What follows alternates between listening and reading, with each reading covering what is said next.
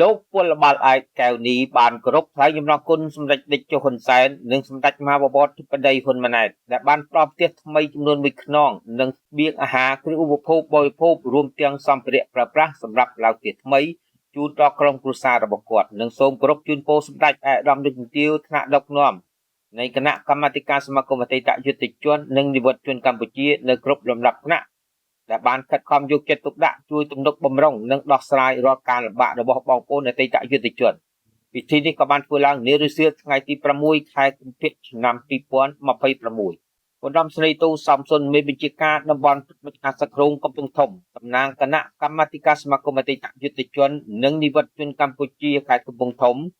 និងលោកជួនស៊ីឡាវិតប្រធានសាខាមូលនិធិជំនួយសង្គមខេត្តកំពង់ធំរួមទាំងអាជ្ញាធរដែនដីបាននាំយកស្បៀងអាហារគ្រឿងឧបភោគបរិភោគសម្ភារៈប្រើប្រាស់មានភួយមុងកន្ទេលខ្នើយចាន់ឆ្នាំងរួមទាំងសម្ភារៈប្រើប្រាស់ផ្សេងៗដែលជាអំណោយរបស់សម្ដេចមហាបវរធិបតីហ៊ុនម៉ាណែតនិងលោកជំទាវជូនដល់ក្រុមគ្រួសាររបស់គាត់សម្រាប់ដោះស្រាយជីវភាពប្រចាំថ្ងៃនិងសម្រាប់ប្រើប្រាស់ក្នុងឱកាសទទួលបានផ្ទះថ្មីពិធីនេះបានធ្វើឡើងនៅភូមិចំបក់កាត់សយៅក្រុងទន្សែនខេត្តកំពង់ធំលោកកែវនីបានបញ្ជាក់ថាលោកមានអាយុ65ឆ្នាំលោកបានចូលបម្រើក្នុងជួរកងទ័ពនៅក្នុងអំឡុងឆ្នាំ1988នៅអង្គភាពយោធាស្រុកកំពង់ស្វាយចំណុះយោធាខេត្តកំពង់ធំ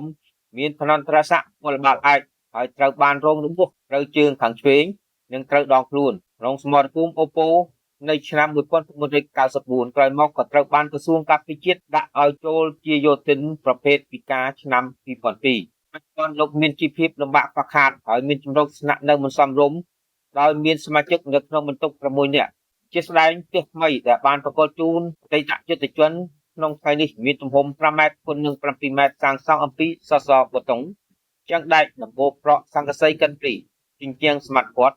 រមនាតក្រាលក្តារមានតសម្រាប់ផ្ទះបាយទៅក្រោយប្រវែង3ម៉ែត្រព្រមទាំងមានបង្គន់អនាម័យសម្រាប់ប្រើប្រាស់លោកឧត្តមស្រីបានបញ្ជាក់ថាសាងសង់ផ្ទះបានចំនួន33ខ្នងផ្ទះត្រូវបានប្រកល់ជូនអតីតយុទ្ធជននៅក្នុងក្រុងទន្សែនរួចមកហើយគណៈបច្ចុប្បន្នកំពុងតែដំណើរការសាងសង់បន្តមួយចំនួនទៀតដែលជាអំណោយដល់ថ្លៃថ្លារបស់សម្ដេចតេជោហ៊ុនសែនប្រធានសមាគមអតីតយុទ្ធជននិងនិវត្តជនកម្ពុជានិងសម្ដេចមហាបវរធិបតីហ៊ុនម៉ាណែតតាមរយៈឯកឧត្តមទេសរដ្ឋមន្ត្រីនាយឧត្តមសេនីយ៍គតិសង្ឃបណ្ឌិតគុណគឹមមនុប្រធាននិងជាអគ្គលេខាធិការសមាគមអតីតយុទ្ធជននិងនិវត្តជនកម្ពុជាឧត្តមស្រីទូសំសុនក៏បានផ្សព្វផ្សាយសភាពការថ្មីៗនៅតាមបន្ទាត់ព្រំដែនកម្ពុជាថៃដែលកន្លងមកនេះទីតាំងមួយចំនួនត្រូវបានរំលោភបំពានពីពួកចៅសៀមឈ្លានពានវីរៈកងយុទ្ធពលខេមរៈភូមិន្ទបានលះបង់សាច់ស្រស់ឈាមស្រស់ក្នុងការការពារបូរណភាពទឹកដីចំណែកប្រមុខរាជរដ្ឋាភិបាលកម្ពុជាបានខិតខំប្រឹងប្រែងទប់ស្កាត់បែបយ៉ាងទប់ស្កាត់ការពារពីការរំលោភបំពាននេះទាំងវិស័យនយោបាយការទូតនិងច្បាប់អន្តរជាតិក្នុងនោះក៏បានសំណូមពរដល់ប្រជាពលរដ្ឋទាំងអស់ត្រូវជឿជាក់លើការដឹកនាំរបស់ប្រមុខរាជរដ្ឋាភិបាល